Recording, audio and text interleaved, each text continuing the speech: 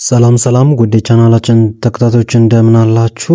ወደ ዛሬ የእግር ኳሳዊ መረጃዎቻችን የምናልፍ ይሆናል። ዛሬ ይዘንላችሁ የመጣነው ቪዲዮ የተለመደው የዝውውር መረጃችን ብቻ አይደለም፣ ይልቁንም የአውሮፓን እግር ኳስ ሊያናውጥ የሚችል ትልልቅ ክስተቶችን በታክቲክ በቁጥር እንዲሁም ደግሞ በሰፊ ዳሰሳ የምንፈትሽበት ልዩ ቪዲዮአችን ይሆናል። ታዲያ የፕሪሚየር ሊጉ ሻምፒዮን አርሰናል ለዓመታት ሲያልሙ የነበረውን ሚኬል አርቴታ የአማካይ ክፍሉን የመጨረሻውን ቁልፍ ተጫዋች አድርጎ የሚያስበውን ጉማሬሽን በ75 ሚሊዮን ፓውንድ ከኒውካስትል ማስፈረሙን አረጋግጧል። ይህ ዝውውር በአርሰናል ታክቲክ ላይ ምን አይነት አብዮት ይፈጥራል? ዴክላን ራይስንስ እንዴት ነፃ ሊያወጣው ይችላል? በስታቲክስ አስደግፈን በጥልቅ መረጃዎች የምንመለከተው ጉዳይ ይሆናል። በሌላ በኩል የስፔኑ ኃያል ክለብ ማድሪድ ቤት ትልቅ የኮንትራትና የጭንቅላት ጨዋታዎች እየተካሄዱ ይገኛሉ። ቪኒሲየስ ጁኒየር ኢንስታግራሙን ሙሉ በሙሉ በማጥፋት አነጋጋሪ ሆኗል። አርሰናል ሁኔታውን በቅርበት እየተከታተለ ቢሆንም ወደ ማድሪድ የተመለሱት ሞሪኒዮ ግን ተጫዋቹን የፕሮጀክታቸው ዋነኛ ምሰሶ አድርገው እንደቆጠሩትም ተዘግቧል። ከነዚህ ትልልቅ ትንታኔዎች በፊት ግን በአውሮፓ ታላላቅ ሊጎች የተደረጉ የቅድመ ውድድር ጨዋታ የወዳጅነት ጨዋታዎችንና አዳዲስ የአሰልጣኝ ሹመቶችን ባጭሩ እንመለከትና ቀጥታ ወደ ጉማሬሽ እንዲሁም ወደ ቪኒሲየስ ጁኒየር መረጃዎቻችን የምናልፍ ይሆናል። ወደ ጨዋታዎቹ ስናልፍ በፔፕ ጋርዲዮላ ምትክ የማንቸስተር ሲቲን ስልጣን የተረከበው ኤንዞ ማሬስካ የሲቲን የጨዋታ ፍልስፍና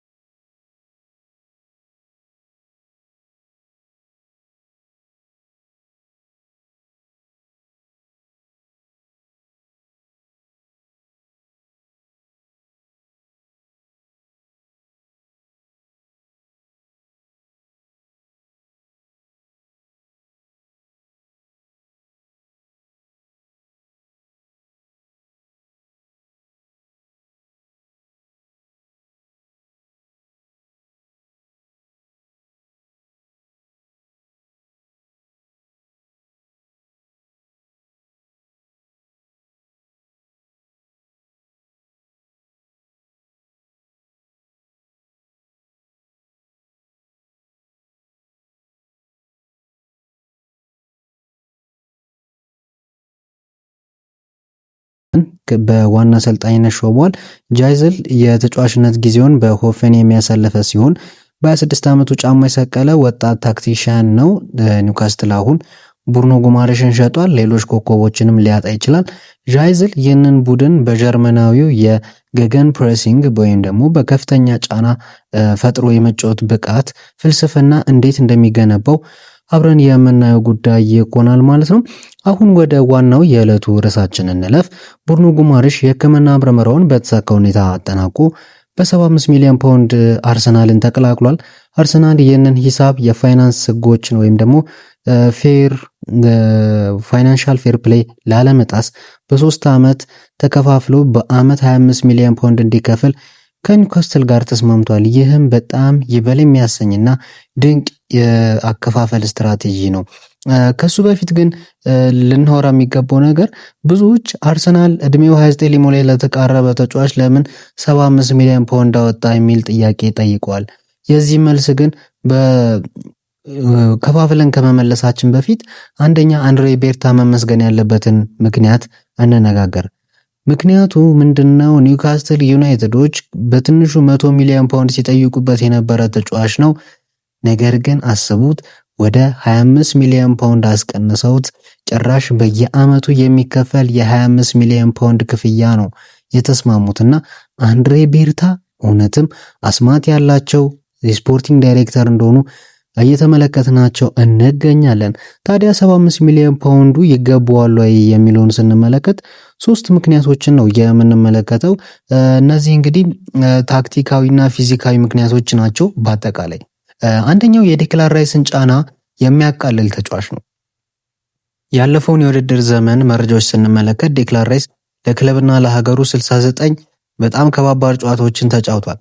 ይህ በዘመናዊ በፕሮፌሽናል እግር ኳስ እጅግ በጣም አድካሚና ተጫዋችን ለጉዳት የሚያጋልጥ ክስተት እንደሆነ እንመለከታለን። ራይስ በአመቱ መጨረሻ ላይ በእንግሊዝ ብሔራዊ ቡድን ጨዋታ የጡንቻና የጀርባ ህመም ወይም ደግሞ ኒውራል ፔን ሲያሰቃየው እንደነበር በይፋ ተነግሯል። ከዛ በተጨማሪም የአርሰናልን የመጨረሻዎቹ ጨዋታዎችን ራሱ በማገገሚያ እየተጫወተ እንደነበረም ራሱ የተናገረው ጉዳይ ነበርና እንደዚህ አይነት ስቃዮች ታዲያ ፊዚካሊ እና ሜንታሊ በሰውነቱም ሆነ በአእምሮ ጥንካሬ ላይ ድክመት ሊፈጥርበት እንደሚችልም ራሱ ተናግሮ ነበረ። ታዲያ ቡርኖ ጉማሬሽ መምጣቱ አርቴታ ሁለት አማራጮችን ይሰጧል። አንደኛ ራይስን በከፍተኛ ጨዋታዎች በማሳረፍ ቡርኖን የ6 ቁጥር ዲፕ ላይንግ ሜከር አድርጎ ማጫወት፣ ሁለተኛ ደግሞ ሁለቱንም በአንድ ላይ በማሰለፍ ደብል ፒቮት የአርሰናልን መሃል ሜዳ ማንም ሊያልፈው የማይችል የብረት አጥር አድርጎ መስራት መቻል ነው እና በዚህ ምክንያት የዴክላን ራይስን ጫና በመቀነስ አንደኛው 75 ሚሊዮን ፓውንድ ይገባዋል። ሌላኛው የቁጥራዊ መረጃዎችና ብቃቱ ነው። ቡርኖ ተራ አማካይ አይደለም። እሱ ቻንሶችን ይፈጥራል። እንደገና ደግሞ አርሰናል የሚፈጠሩ ቻንሶችን ደግሞ የማቋረጥ ብቃትም ያለው ተጫዋች እንደሆነ እንመለከታለን። በመከላከሉ ረገድ ከጥር 2022 ጀምሮ በፕሪሚየር ሊጉ ብዙ ኳስ በማስጣል ታክል በመውረድ ቡርኖ 356 ኳሶችን በማቋረጥ ከጃው ፓሊኒያ ከሞሴስ ካሴዶ እና ከጃው ጎሜዝ በመቀጠል አራተኛ ደረጃ ላይ የሚገኝ ድንቅ ብራዚላዊ አማካይ እንደሆነ ተመለከተን። በማጥቃቱ ረገድ ስንመለከት ያው ማቋረጥ ብቻ አይደለም። በእነዚህ ዓመታት ውስጥ በጨዋታው ላይ ማለትም በክፍት ጨዋታ ላይ 197 የግብ ዕድሎችን ፈጥሯል። ይህ ቁጥር ከበርናንዶ ሲልቫ ጋር እኩል ሲሆን ከቡርኖ ፈርናንዴዝ እና ማርቲን ኦዴጋርድ ብቻ አንሶ እንመለከቷለን። እነዚህ ሁለት ተጫዋቾች ሁለቱም ሶስቱም ተጫዋቾች ምን ያክል ፎርዋርድ ሆኖ የሚጫወቱ ተጫዋቾች እንደሆኑ እናውቃቸዋለን። በተለይ ቡርኖ ፈርናንዴዝ እና ማርቲን ኦዴጋርድ ለየክለቦቻቸው የጎል እድል እንዲፈጥሩ በ100% የሚጠበቁ ተጫዋቾች ናቸው። ነገር ግን በርናንዶ ሲልቫ አለ። ከነዚህ ተጫዋቾች ጋር ሆኖ ቡርኖ ጉማሬሽ እኩል አይነት ተቀራራቢ አይነት የግብ ዕድሎች የሚፈጥር ተጫዋች ነው። ለአርሰናል እፎይታ ነው። ምክንያቱም አርሰናሎች በጣም ለበርካታ ዓመታት ሲቸገሩበት የነበረው ነገር አንዱ ምንድነው? ተገማችነት ነው።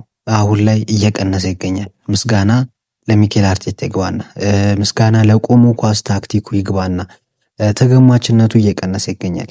ድሮ ኦዴጋርድን ከያዛችሁት በኦዴጋርድና በሳካ በኩል ያለውን የኳስ ቅብብሎሽ መንገድ ፓሲንግ ሌን ካቋረጣችሁት አርሰናል ምንም የማይፈጥር ቡድን ሆኖ እንመለከተው ነበረ። ነገር ግን ከዛ በኋላ አርቴታ ብዙ መፍትሄዎችን መፍጠር ጀመረ። ከኋላ ያሉት የተከላካይ ዘቦቹ የነሱን ቁመት ዝም ብሎ ማባከን አልፈለገም። በእነሱ ቁመት መሰረት የሰራውን ታክቲክ ተመልክተናል። ያው የጋብርኤል ሄንዝም ስራ እንደሆነም እናውቀዋለንና በዚህንም መልኩ ቡርኖ ጉማሬሽ ይጠቅመዋል። በቁጥር ደግሞ ስንመለከተው 9 ጎሎች እና 7 አሲስቶችን ባለፈው የውድድር ዘመን ማስመዝገብ የቻለ ተጫዋች ነው። አስገራሚው ነገር የቡርኖ ጉማሬሽ 9 ጎሎች የራይስ እና የማርቲን ዙቢሜንዲን የአማካዮች እንግዲህ የጋራ ጎሎች እኩል መሆኑ ነው። እነዚህ ሁለት ተጫዋቾች በድምር ያገቡት ጎል 9 ጎል ነው። ቡርኖ ጉማሬሽ ብቻውን ያገባው ጎል 9 ጎል ነው። አርቴታ ቡርኖን የፈለገው ኳስ አስጥሎ አሻግሮ ራሱ ሄዶ ጎል ማስቆጠር የሚችል ተጫዋች ሆኖ ስላገኘው ነው እንላለን። ሌላኛው ሶስተኛው የመጨረሻው 75 ሚሊዮን ፓውንድ የሚገባበት ምክንያት የሎ ብሎክ ያጫወት ስታይሉ ነው። ይህ ነጥብ እንግዲህ እጅግ ወሳኝ ነው። አርሰናል ትልቁ ታክቲካዊ ችግር በጨዋታዎች ላይ ወደ ቀኝ የማርላቱ ነበረ። ያው ቀደም የጠቀስኩላችሁ ነውና ተጋጣሚ ቡድኖች ወደ ኋላ አፈግፍገው ሲከላከሉ አርሰናል ከመሃል ተከላካይ ሰንጠቀው የሚገቡ ኳሶችን ማግኘት ይቸገር ነበር። ማለትም ላይን ብሬኪንግ ፓስ የሚባሉ ኳሶችን ብዙ ጊዜ ኳሶችን ወደ ጎን ሲቀባበሉ እናያለን። ቡርኖ ጉማሬሽ ግን ከዊሊያም ሳሊባ ወይ ደግሞ ከማጋሌሽ ኳስን ከኋላ ስፍራ ተቀብሎ ከተከላካይ ጀርባ አጥቂዎችን እንደ ካቨርስ ወይም ደግሞ ማርቲኔሊ አሁን ደግሞ ክርስቶስ ዞሊስም መጥቀስ እንችላለን። እነዚህን ተጫዋቾች ፈልጎ የማግኘት ልዩ ብቃት ያለው ተጫዋች ነው። አርቴታ አርሰናል ፈጣንና ቀጥተኛ እንዲሆን ይፈልጋል። ብሩኖ ጉማሬሽ ደግሞ ኳሱን እየነዳ ወደፊት በመሄድ የግብ ዕድል በመፍጠር ብዙ ቻንሶችን የሚፈጠር ተጫዋች ነው። ባለፈው ዓመት ብቻ 13 ጊዜ ኳስ እየነዳ ሄዶ የግብ ዕድል ፈጥሯል። ይህ ደግሞ ራይስ 8 ጊዜ፣ ዙቤሜንዲ 3 ጊዜ ካደረጉት የድምር የኳስ ቦል ኬሪንግ ጉዞዎች የተሻለ ሆኖ እናገኘዋለን እና በአጠቃላይ ብሩኖ የአርሰናልን የጨዋታ ሂደት በዚህ መልኩ ይቀይሯል። ከእንግሊዝ እንግዲህ ወደ ስፔን መዲና እናምራ። ማድሪድ ነው የምንሄደው። የአርሰናልን ጉዳይ ግን የሚነካካ ጉዳይ ነው። ቪኒሲየስ ጁኒየርን ነው የምናገኘው። ቪኒሲየስ ጁኒየር 64 ሚሊዮን ተከታዮች ባሉት የኢንስታግራም ገጹ ላይ ያሉትን ምስሎች ባዮግራፊና ፕሮፋይል ፒክቸሩን ጭምር ሙሉ በሙሉ አጥፍቶታል። ሶሻል ሚዲያ ብላክአውት ይባላል። በዘመናዊ እግር ኳስ በተለይም የዝውውር መስኮት ክፍት በሆነበት ወቅት አንድ ተጫዋች የክለቡን ፎቶዎች ሲያጠፋ ወይም ከክለቡ ጋር ከፍተኛ አለመግባባት ውስጥ ገብቷል አሊያም ደግሞ አዲስና የተሻለ ኮንትራት ለማግኘት ጫና እየፈጠረ ነው ማለት ነው። ይህንን ክፍተት ተጠቅሞ አርሰናል ሁኔታውን በቅርበት እየተከታተለ ይገኛል። ነገር ግን ነገሮች ወደ ማድሪድ ነው እያደሉ የሚገኙት። አርቴታ በቅርቡ በሰጠው መግለጫ አሁንም በዝውውር መስኮቱ ላይ ትልቅ ምኞት አለን፣ ትልቅ ተጫዋችም እናስፈርማለን ሲል ገልጾ ነበር። እንደምናስታውሰው ያው አሁን የጉማሬሽ ዝውውር ተረጋግጧል። ተቀናቃኞቻችንን እያያችሁ ነው፣ እኛም አንተኛም በማለት ፍንጭ ሰጥቶ ነበር። አርሰናል የ34 ሚሊዮን ፓውንዱን ዞሊስን አስፈርሞ የዝውውር ጥማቱን አላረካም ነበረ። ነገር ግን ሪያል ማድሪድን እና በተለይም ጆዜ ሞሪኖን ማሸነፍ ቀላል አልሆነለትም። ጆዜ ሞሪኖ ከባድ ተጽዕኖ ያላቸው ሰውዬ ናቸው። እኚህ ሰውዬ ለሁለተኛ ጊዜ ነው እንግዲህ ወደ ሪያል ማድሪድ የተመለሱትና ማድሪድ ባለፈው ዓመት ምንም አይነት ዋንጫ ሳያነሳ መቅረቱን ተከትሎ ፔሬዝ ቡድኑን በድጋሚ እንዲገነባ ሞሪኒዮን እድል ሰጥቶታል። ታዲያ በታክቲክ ስንመለከተው የሞሪኒዮ የጨዋታ ፍልስፍና የተመሰረተው በጠንካራ የመከላከል እና ደግሞ እጅግ ፈጣን በሆነ የመልሶ ማጥቃት የጨዋታ ሂደት ላይ ነው። ሞሪኒዮ በመጀመሪያ የሪያል ማድሪድ ቆይታቸው ሮናልዶን በግራ መስመር እንዴት አደገኛ ያርገውት እንደነበር እናስታውሳለን። አሁን ደግሞ ቪኒሲየስን በተመሳሳይ የትራንዚሽናል ፉትቦል የሽግግር የኳስ ሂደት ላይ ዋነኛ መሳሪያቸው አድርገው ለመጠቀምም ማቀዳቸው ተዘግቧል። ሞሪኒዮ እና ቪኒሲየስ ቀድሞ ጥሩ ግንኙነት ፈጥረዋል። ይህ ደግሞ አርሰናልን ተስፋ ሊያስቆርጥ የሚችል ትልቅ ምክንያት ሆኖ እንመለከተዋለን። ቪኒሲየስ ኮንትራት እንግዲህ በቀጣዩ ዓመት ጁን ላይ ይጠናቀቃል። ማድሪድ ይህንን ያህል ትልቅ ተጫዋች በነፃ ማጣት አይፈልግም። ስለዚህ ድርድር ጀምረዋል። በመካከላቸውም ስብሰባ ተካሂዷል። በስብሰባው ላይ ቪኒሲየስ የተጫዋቹ ወኪል የሆኑት ሮክ ኔሽን ተወካዮች የሪያል ማድሪድ ዋነኛ ዳይሬክተር ሆዜ አንጄል ሳንቼዝ እና ታዋቂው ስካውት ጆኒ ካላፋት የተገኙበት ስብሰባ ነበረ። ማድሪድ ያቀረበው አዲስ ኮንትራት ግን እጅግ ማራኪ ሆኖ ተገኝቷል።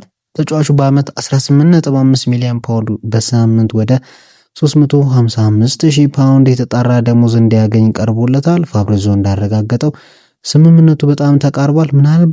ምናልባትም ይህንን መረጃ እየሰማችሁ ባለበት ሰዓት ይህ ተጫዋች ወደ ማድሪድ የሚያቆየውን በማድሪድ ቤት የሚያቆየውን የኮንትራት ፊርማ መፈራረሙን ተረጋግጦ እንደሚሆንም ልነግራችሁ እወዳለሁ። ታዲያም ቪኒሲየስ የኢንስታግራሙን ለምን አጠፋው የሚለው ስንመለከት እንደ ሮክ ኔሽን ያሉ ትልልቅ ወኪሎች ተጫዋቾቻቸው የተሻለ የሳይን ኦን ወይም ደግሞ የፊርማ ክፍያ እንዲሁም ደግሞ የምስል መብት እንዲያገኙ ክለቡ ላይ ጫና እንዲፈጥሩ ያደርጓቸዋል።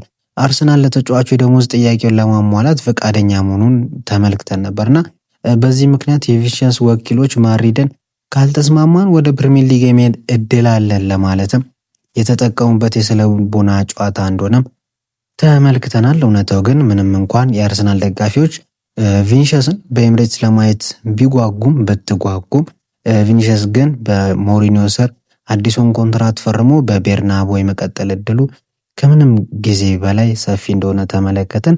አርሰናልም ጊዜ ሳያጠፋ ፊቱን ወደ ሌሎች የፊት መስመር ተጫዋቾችና አሁን ላይ የሳሊባን ነገር ስራዬ ብሎ ቢጀምሩበት ቢገፉበት ብዬ የማስበው ጉዳይ ነው።